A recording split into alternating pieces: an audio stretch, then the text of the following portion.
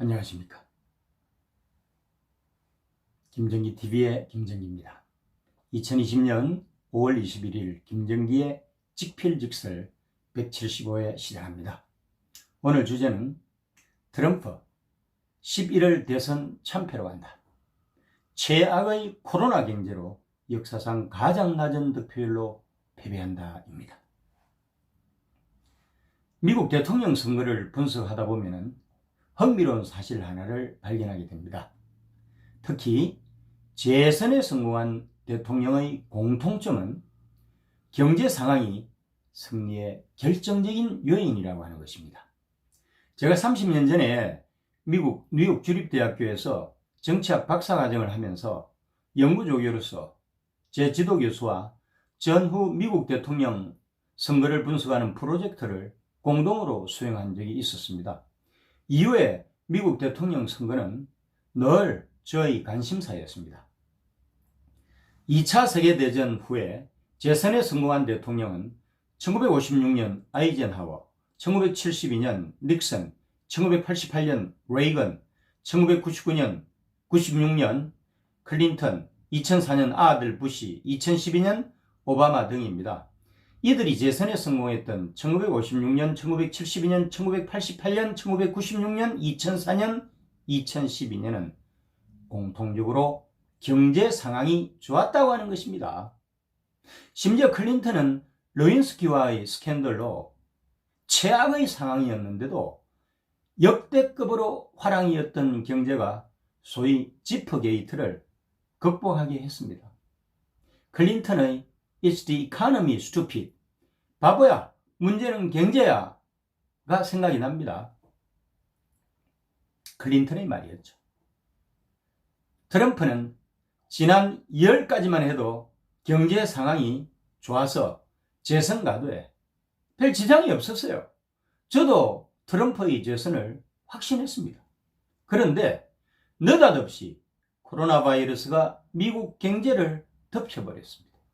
특히 트럼프의 초기 대응이 너무나 안이해서 사망자 9만 명으로 세계 1위를 자랑스럽게 기록하고 있습니다.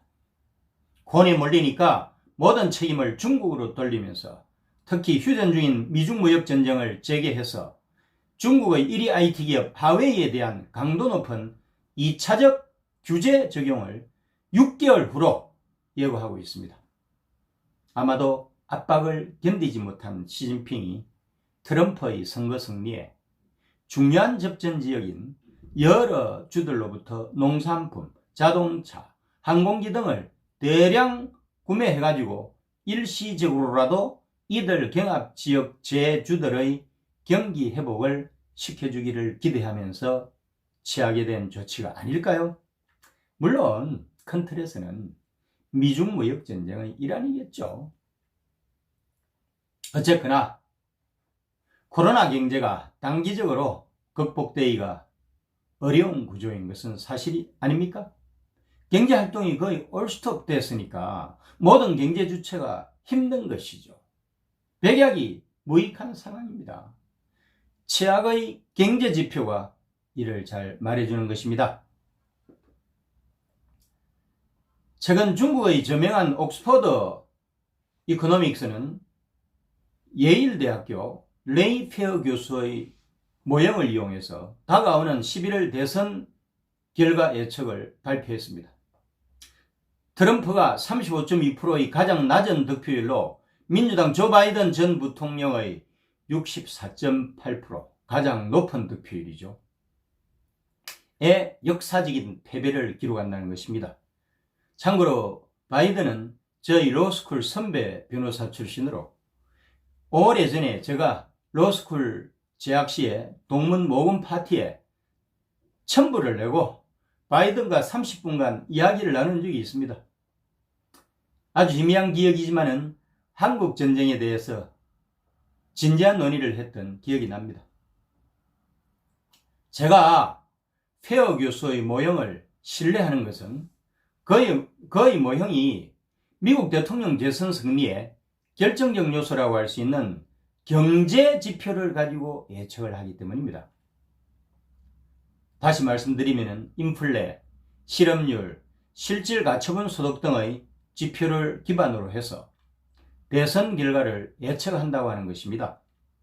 지난 18번의 대통령 선거에서 2번, 1968년 대선 닉슨 대 험프리, 2016년 대선 트럼프 대 힐러리 클린턴을 제외하고서 선거에서 승자를 모두 마쳤고 2016년 대선 때도 12월의 선거인단 투표에서 일렉토럴 칼리지 선거위원 수는 못 맞췄지만은 11월의 일반 투표 파퓰러 보트라고 그러죠. 일반 투표 득표율은 맞췄다고 하는 것이 전설 아닌 전설로 회자되고 있습니다. 옥스퍼드 에코노믹스는 대선 승자를 실제로 결정하는 선거인단 투표에서도 바이든 전 부통령이 328명, 트럼프 대통령이 210명을 확보해서 압승을 하는 것으로 예측을 했습니다. 지난 2016년 대선 결과와 비교해서 경합주라고 그러죠.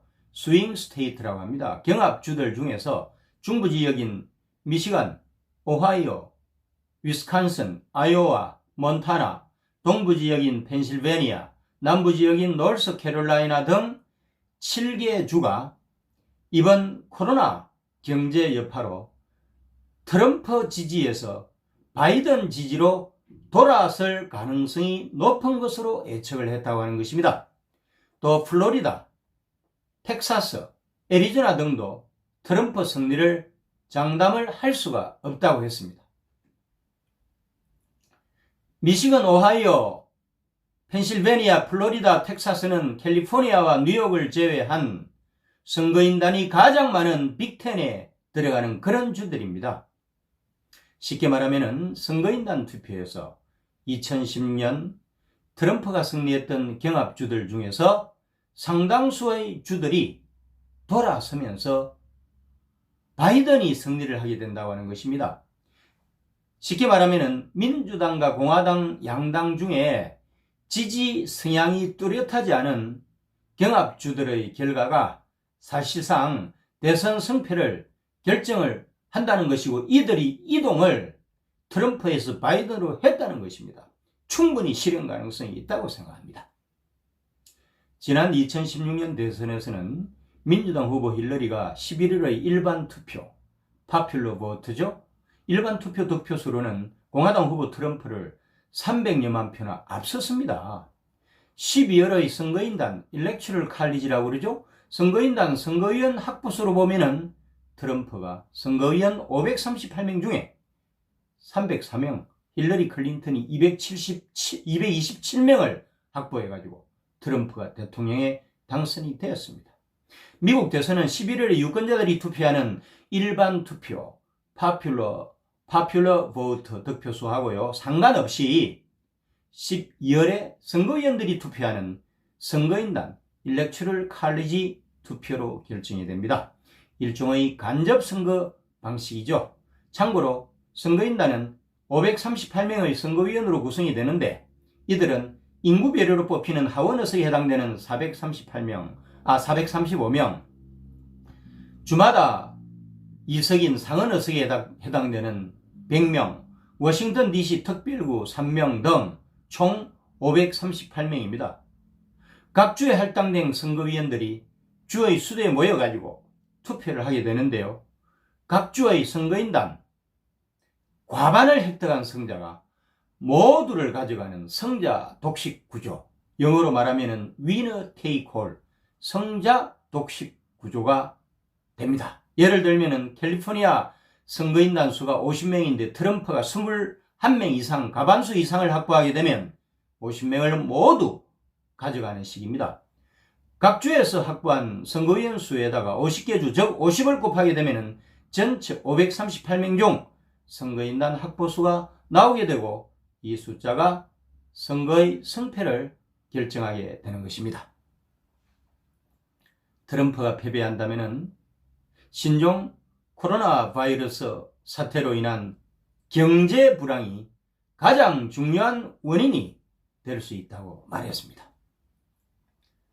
지난 2월까지만 해도 트럼프 대통령의 승리가 예상됐다고 말씀드리지 않습니까?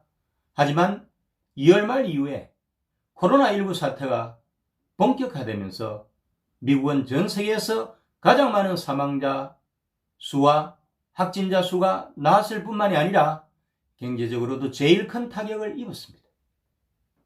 미국은 2020년 4월 실업률이 14.7%에 달합니다. 이것은 1930년대 대공황 이래로 최악입니다. 트럼프는 이런 충격적인 실업률에 대해서 충분히 예견됐던 일로 놀랄 일이 아니다라고 하면서 미국 경제가 선거를 치르는 3분기에는 전환할 것이라고 말했지만 속으로는 현상 극복이 안 되는 데서 오는 답답함이 상당히 많이 있을 거라고 생각합니다. 코로나 바이러스와의 전쟁으로 인한 경기 침체가 트럼프가 원하는 것처럼 빠르게 회복이 되겠습니까? 쉽지 않습니다. V자형보다는 U자형 회복 가능성을 높고 보고 있는 것이 업계나 학계의 정설로 되어 있습니다. 대량 실업과 생산성 감소는 물론이고 백신 개발조차 되지 않은 상태에서 활동에 제약이 많은 감염병이 경기 회복에 직접적인 영향을 줄 수밖에 없지 않습니까? 또 미국 역사를 봐도 1930년대 대공황을 포함해서 경제위기가 도래하고 이후 경제가 회복되기까지는 상당한 시간이 필요했는데요. 그런데 선거까지는 불과 6개월밖에 남지 않았잖아요. 그래서 문제는 트럼프에게 주어진 시간이 충분치 않다고 하는 것입니다. 운이 없는 거죠. 오늘도 함께 해주신 김영기TV 애청자 여러분 감사합니다.